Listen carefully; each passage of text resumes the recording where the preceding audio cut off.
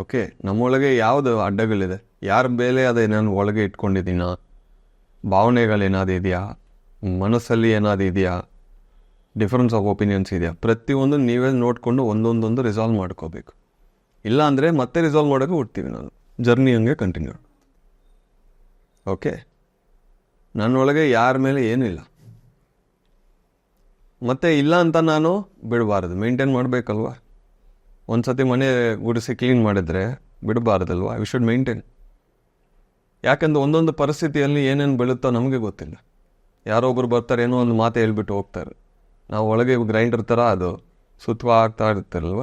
ಈಗ ಶರೀರ ಬಿಟ್ಟಿದ್ರೂ this will continue. ಚಿತ್ತ ಶುದ್ಧಿ ಅಂತಾರೆ. ಚಿತ್ತ ಅಂದರೆ ಸ್ಟೋರೇಜ್.